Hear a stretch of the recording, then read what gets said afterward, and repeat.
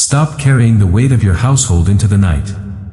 Set it down right here, right now, before you read another word.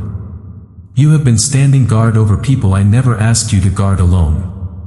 You have been lying awake counting the sounds of the house, the creak of the floor, the click of the door, the silence that feels too quiet, as if your open eyes were the only thing standing between your family and disaster. Beloved, I did not design you to be your family's only defense. I did not create your body to run on broken sleep and borrowed strength. Tonight I am not making a suggestion. I am not offering a gentle thought for you to consider before bed. I am issuing a decree. Hear me clearly, your household is under a divine covering that does not clock out when you close your eyes. While you surrender to sleep, there are watchmen stationed at every door of your home who were never hired by you, never trained by you, and will never grow tired the way you do. This is not poetry. This is not a metaphor to make you feel better. This is the government of heaven placed over the address where your family lays their heads tonight.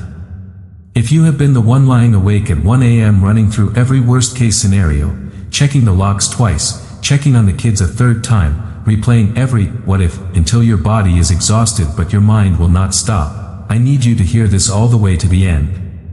Because what I am about to tell you was written before you ever had a reason to worry. My child, I have watched you try to do my job. I have watched you stand at the window after everyone else was asleep, as if your watching could hold back what only I can hold back. I have watched you check the thermostat, check the doors, check the phone one more time, hoping that if you just stay alert enough, nothing bad can happen while you're not looking.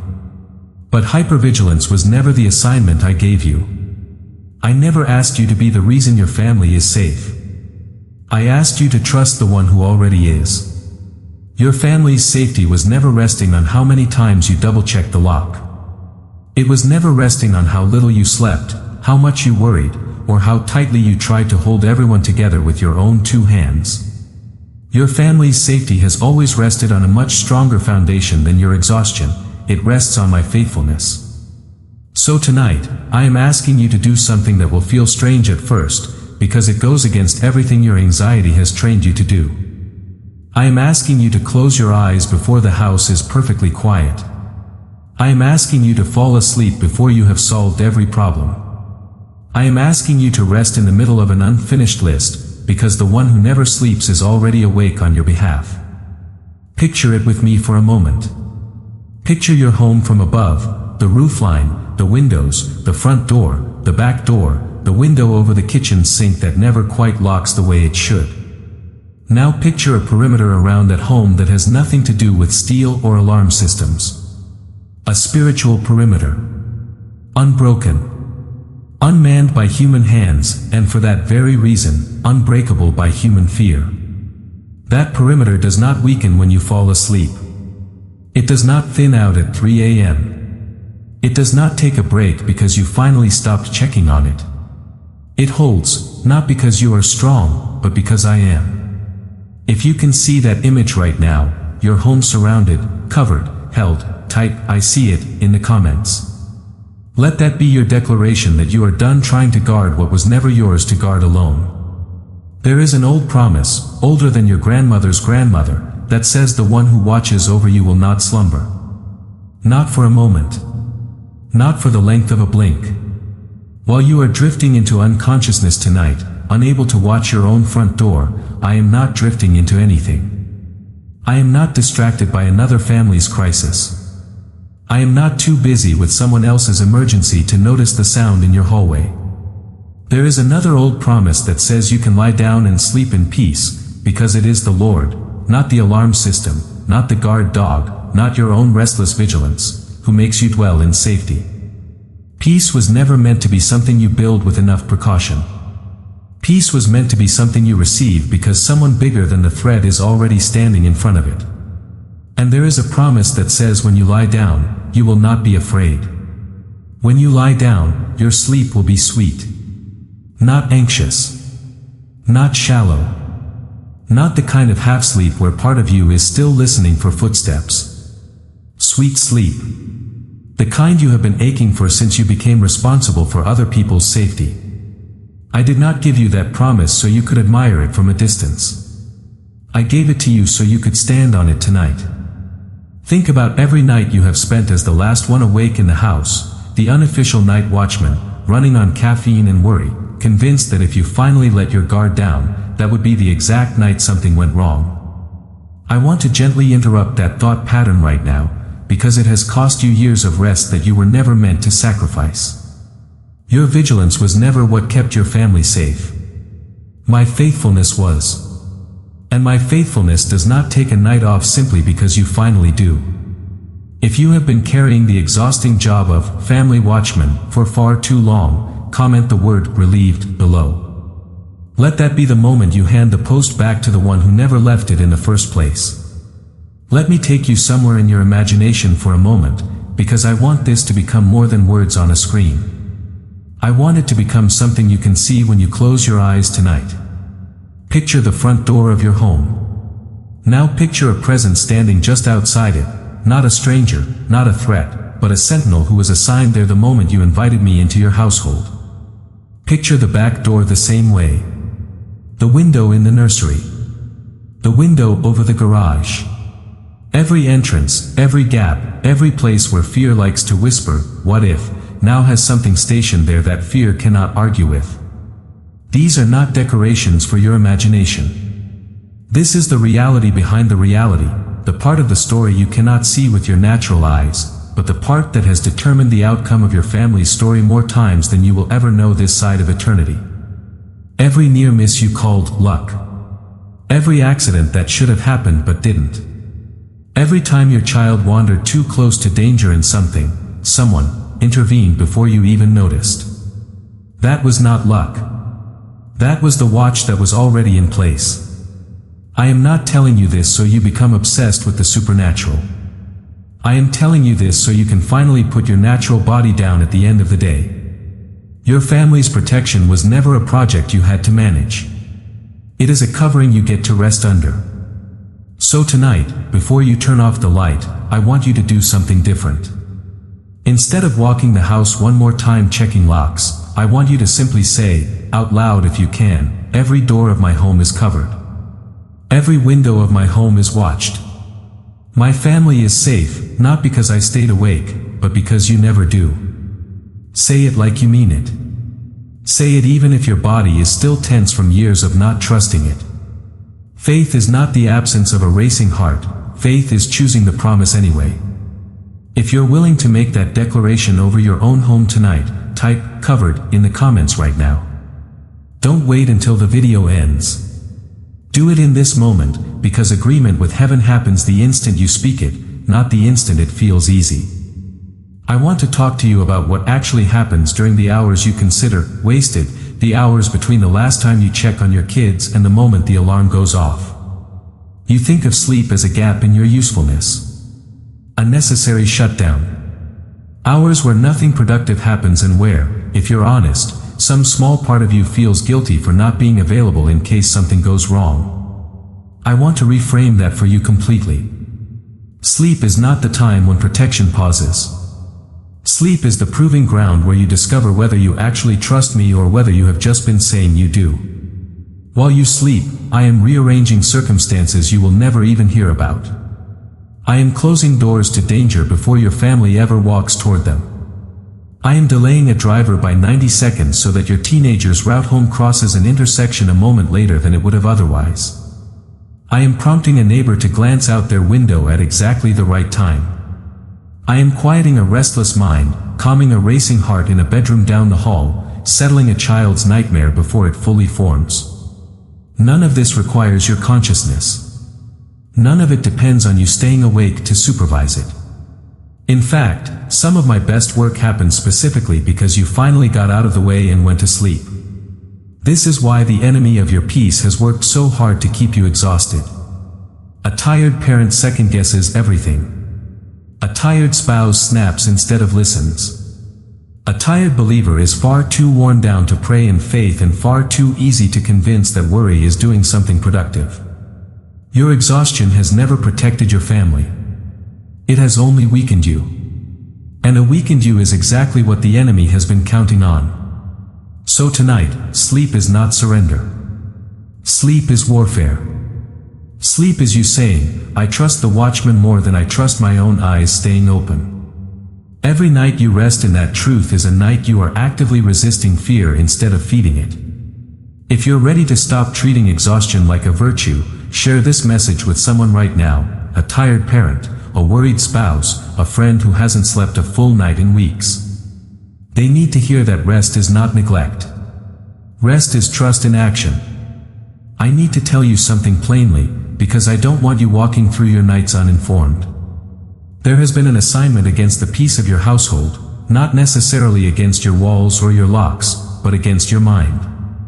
The enemy has known for a long time that he cannot force his way past what I have stationed at your doors. So instead, he has aimed at something easier to access, your imagination at midnight. Your catastrophic thoughts at 2 a.m. Your fear of what could happen instead of faith in what already has been decided.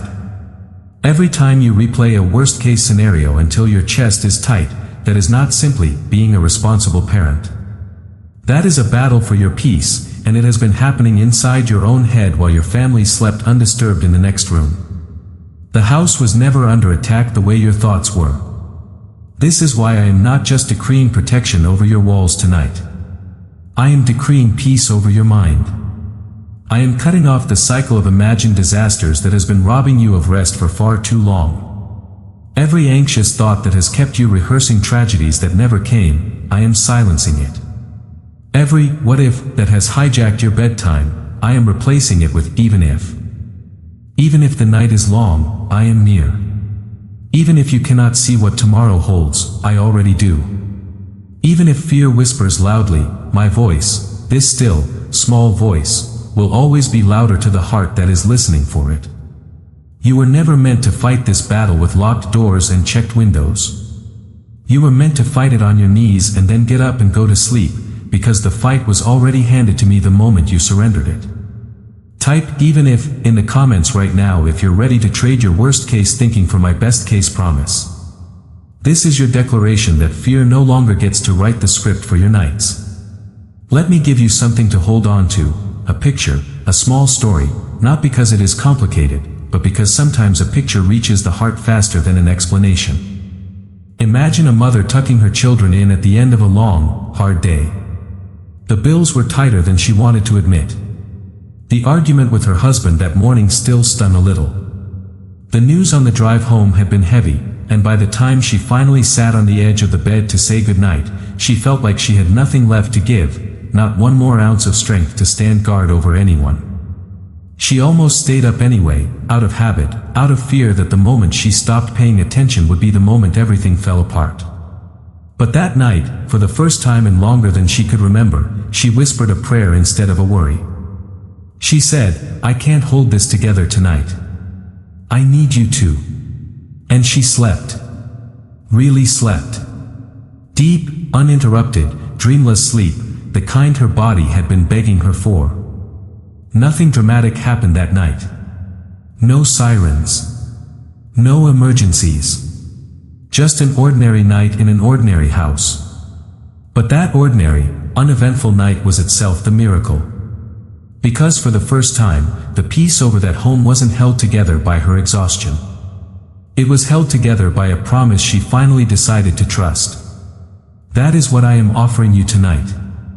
Not necessarily a dramatic rescue you'll be able to point to and tell everyone about. Sometimes protection looks like nothing happening at all, the argument that never escalated, the illness that never took hold, the accident that quietly never occurred, the night that passed exactly the way an ordinary night should.